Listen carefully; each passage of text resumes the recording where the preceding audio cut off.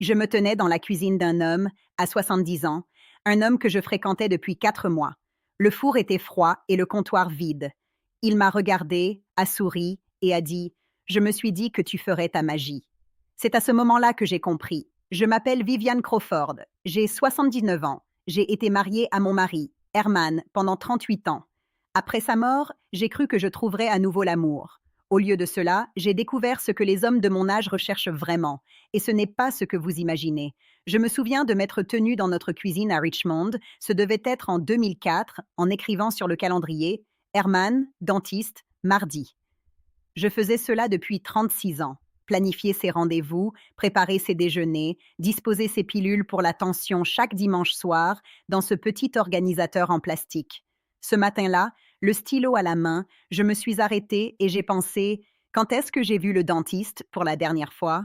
Je ne m'en souvenais pas. Je pouvais réciter par cœur toutes les ordonnances des Herman, mais je ne me souvenais pas de la dernière fois où j'avais pris soin de mes propres dents. Herman ne m'a jamais demandé de faire tout cela. Je veux être claire là-dessus. Il ne m'a jamais dit: Viviane, occupe-toi de ça.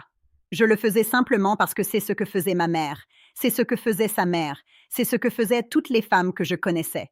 On épousait un homme et on devenait sa gérante, son infirmière, sa secrétaire et sa cuisinière. Et personne n'appelait cela un travail, parce que c'était de l'amour. Herman était un bonhomme, facteur pendant 33 ans. Il rentrait épuisé chaque soir et me demandait toujours comment s'était passée ma journée. Il m'aimait à sa manière, en étant présent, en subvenant à nos besoins, en étant stable. Mais stable ne veut pas dire égal. Et j'ai porté des choses dont il n'a même jamais su que je les portais. Quand Herman est décédé en 2006 d'un cancer du côlon, cela a été rapide. Je l'ai pleuré sincèrement, je l'ai pleuré profondément. Mais quelque part sous ce chagrin, il y avait quelque chose auquel je n'étais pas préparée, une bouffée d'air, comme si j'avais retenu quelque chose de serré dans ma poitrine pendant 38 ans et que cela s'était enfin libéré.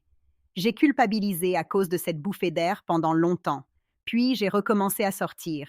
J'avais 68 ans et je croyais être prête. Je croyais savoir ce que je cherchais. Ce n'était pas le cas. Et j'ai besoin de vous parler des 3 choses que j'ai apprises à la dure. Parce que si vous êtes une femme de plus de 60 ans et que vous pensez à retrouver l'amour, cela pourrait vous éviter de faire les mêmes erreurs que moi. Le premier homme que j'ai fréquenté après Herman s'appelait Ray Simmons, un électricien à la retraite de Charlotte, 74 ans, avec une chevelure argentée et un sourire qui vous faisait sentir comme la seule personne dans la pièce. Ray m'a emmené dîner, m'a offert des fleurs, de vraies, pas des bouquets de station-service. Il m'appelait chaque soir à 19 heures. Pour la première fois depuis 2 ans, je me sentais vue. Je me sentais choisie. Et c'est ainsi que cela arrive, si lentement que vous ne remarquez même pas. Les dîners au restaurant sont devenus des dîners chez lui. Viens, je cuisinerai, disait Ray. Sauf que Ray ne cuisinait pas. J'arrivais et, d'une manière ou d'une autre, je me retrouvais dans sa cuisine à préparer quelque chose avec ce qu'il avait sous la main. Puis j'ai remarqué que ses flacons de médicaments étaient en désordre, tous mélangés, la moitié périmée. Alors, je les ai organisés. Ensuite, j'ai commencé à faire ses courses en même temps que les miennes. Puis je faisais sa lessive parce qu'il disait que la machine le déroutait. 4 mois plus tard, je me suis rendue chez Ray pour ce qu'il appelait un dîner chez moi. Je suis entrée. La cuisine était vide. Pas de nourriture, pas de casserole sur le feu, rien. Ray était assis dans son salon à regarder les informations. Il a levé les yeux, a souri et a dit: Je me suis dit que tu ferais ta magie. Je me suis tenue sur le seuil et quelque chose a changé. Je n'étais pas la petite amie de Ray.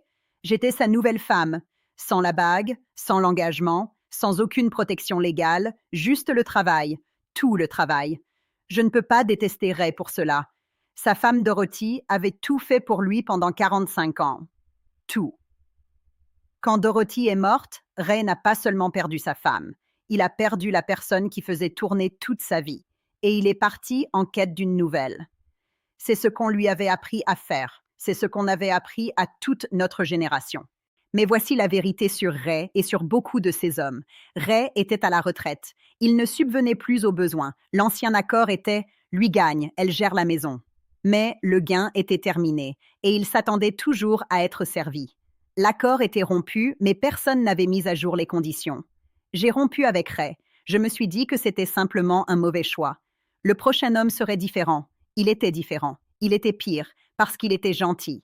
Douglas Whitfield. Doug, 67 ans, professeur de mathématiques à la retraite, veuf depuis 3 ans, l'homme le plus doux que j'ai jamais rencontré, après Herman. Doug se souvenait de mon anniversaire, m'envoyait des cartes manuscrites avec un vrai stylo sur du vrai papier, m'écoutait quand je parlais, ne m'interrompait jamais. Rien à voir avec Ray en apparence. Mais voici ce que je n'ai pas vu venir. Doug ne savait pas cuisiner autre chose que des toasts, ne pouvait pas gérer ses médicaments pour la tension, devenait anxieux le soir s'il était seul trop longtemps. Et moi, avec mes 38 ans de mariage, j'étais entraînée à entendre un besoin et à le combler. J'ai tout de suite pris le relais. Je n'ai même pas réfléchi. C'était comme respirer. Quelqu'un avait besoin de quelque chose et mes mains se mettaient en mouvement. En 3 mois, je cuisinais chez Doug 4 soirs par semaine. Je remplissais son organisateur de pilules le dimanche, comme je l'avais fait pour Herman. Je l'emmenais à ses rendez-vous chez le médecin parce qu'il n'aimait pas conduire dans la circulation. J'avais 72 ans et j'avais un tout nouvel emploi pour lequel je n'avais jamais postulé. Puis, un soir, en octobre 2013, Doug est tombé en se levant de son fauteuil. Rien de grave. Il s'était juste écorché le genou. Mais qui a-t-il appelé? Pas son fils, Michael, qui habitait à 10 minutes. Il m'a appelé. J'ai conduit 20 minutes à travers la ville à 21h30. Je l'ai aidé à se relever, j'ai mis de la glace sur son genou, je me suis assurée qu'il aille se coucher. En rentrant cette nuit-là, mes mains tremblaient sur le volant. Pas par peur, mais par épuisement. Une fatigue que je reconnaissais, venue des profondeurs. La même fatigue que j'avais portée les 10 dernières années de la vie de Herman. Ce sentiment d'être tellement nécessaire qu'il ne reste plus rien de vous à la fin de la journée. Mon propre médecin m'a dit que ma tension était élevée. J'avais pris du poids. J'avais arrêté mes promenades matinales avec mon amie Loretta, arrêté de lire le soir parce que j'étais trop fatiguée. J'étais en train de disparaître à nouveau. Doug n'était pas un mauvais homme. Je veux que vous m'entendiez bien. C'était un homme qui n'avait jamais appris à faire bouillir de l'eau ou à avaler un comprimé sans qu'on le lui donne. Sa femme, Eleanor, avait tout fait pour lui, tout comme je l'avais fait pour Herman. Et quand Eleanor est morte, Doug n'a pas appris à prendre soin de lui-même. Il a simplement attendu qu'une nouvelle femme apparaisse. Et je suis apparue, parce que c'est ce pourquoi j'avais été formée. J'aimais Doug, mais l'amour ne devrait pas vous fatiguer jusqu'aux os. La partie la plus difficile, c'est qu'il était si doux. Il ne exigeait jamais. Il avait simplement besoin. Et pour des femmes comme moi, des femmes élevées pour croire que se sentir nécessaire équivaut à avoir de la valeur, ce besoin est comme un crochet dans la poitrine. On ne peut pas simplement partir quand quelqu'un a besoin de vous. Cela semble cruel. Cela semble être un échec. Mais je savais que je devais le faire. Je n'arrivais simplement pas à voir assez clairement pour le faire seule. C'est alors que ma fille a dit cette phrase que je n'oublierai jamais. J'ai appelé ma fille, Patricia, Pat, quelques jours après la chute de Doug. Pat a 55 ans, elle est assistante sociale à Richmond. Elle voit les schémas familiaux tous les jours. Je lui racontais la chute de Doug, le trajet à travers la ville, la glace sur son genou, et je le racontais comme une histoire drôle, comme si ce n'était rien. Pat s'est tue, ce silence qu'elle a quand elle choisit ses mots. Maman, le même travail avec un homme différent, c'est toujours le même travail avec un homme différent. Est-ce vraiment ce que tu veux pour le reste de ta vie? Je n'ai pas pu lui répondre. J'ai dit quelque chose sur Doug, qu'il était un bonhomme et qu'il avait besoin d'aide, que ce n'était pas la même chose. Mais ma voix a tremblé. Pat l'a entendu. Et moi aussi. J'ai raccroché et je me suis assise à ma table de cuisine pendant 1 heure, sans bouger, sans allumer la télévision. Juste assise là, et j'ai pleuré. Pas des larmes de tristesse, des larmes de colère. J'étais en colère contre moi-même, contre le fait d'avoir failli recommencer, de marcher droit vers la même vie dont je venais à peine de me libérer. Un homme différent, la même cuisine, le même acte de disparition. J'ai appelé mon amie Loretta le lendemain. Loretta et moi sommes amies depuis que nous sommes petites à Richmond. Elle était devenue veuve la même année que moi, et elle aussi sortait avec un homme, Vernon. J'ai commencé à lui raconter l'appel de Pat. Et avant que je puisse finir, Loretta a dit « Ma chère, j'ai enterré un mari. Je ne vais pas en enterrer un autre que je n'ai même pas épousé. » Elle vivait la même chose, exactement la même chose. Cuisiner les repas de Vernon, le conduire partout, gérer sa maison. Et elle aussi était épuisée. C'est à ce moment-là que j'ai compris que ce n'était pas une question de Ray étant égoïste ou de Doug étant impuissant.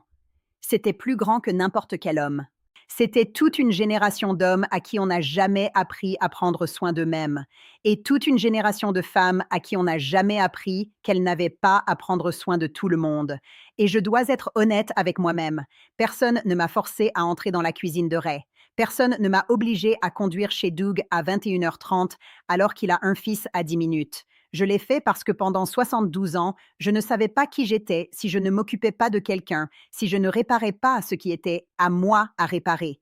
Et je l'ai réparé. Je n'ai pas quitté la maison de Herman pour emménager chez quelqu'un d'autre. J'ai 79 ans maintenant. Je vis seule dans ma maison à Charlotte. Et je veux que vous compreniez une chose. Je ne suis pas seule. Je suis libre. J'ai une liste sur mon réfrigérateur. Je l'ai écrite la semaine où j'ai rompu avec Doug. Elle s'intitule « Les choses que je peux faire maintenant ». Dormir tard le samedi. Manger des céréales au dîner si j'en ai envie. Lire jusqu'à 2 heures du matin. Voyager avec Loretta. M'asseoir dans mon propre silence. Un vrai silence. Celui où personne n'a besoin de rien de moi. Cette liste est toujours là. Je la lis chaque matin avec mon café. Maintenant, si vous êtes une femme de plus de 60 ans et que vous pensez à sortir à nouveau, je ne vous dis pas de ne pas le faire. Je vous dis d'observer. Observez ce qu'il fait dans sa propre cuisine. Observez s'il sait cuisiner un repas ou s'il attend que vous le fassiez. Observez s'il vous appelle ou son médecin quand il ne se sent pas bien. Observez si votre vie s'agrandit avec lui ou si elle rétrécit. Vous avez passé toute votre vie à prendre soin des autres. Votre mari, vos enfants, vos parents, votre église, vos voisins, vous avez gagné le droit de prendre soin de vous-même. Ne laissez personne, peu importe la douceur de son sourire, peu importe la solitude de ses soirs, vous en priver. Mon homme, que Dieu le bénisse, aurait voulu cela pour moi. Je le crois vraiment. Je pense que quelque part, dans ses 38 ans, il savait tout ce que j'avais donné. Je pense qu'il serait fier de moi d'avoir enfin gardé quelque chose pour moi.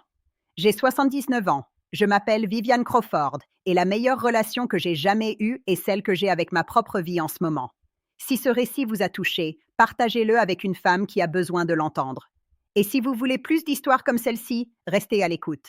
J'ai 79 ans de leçons à partager et je ne fais que commencer.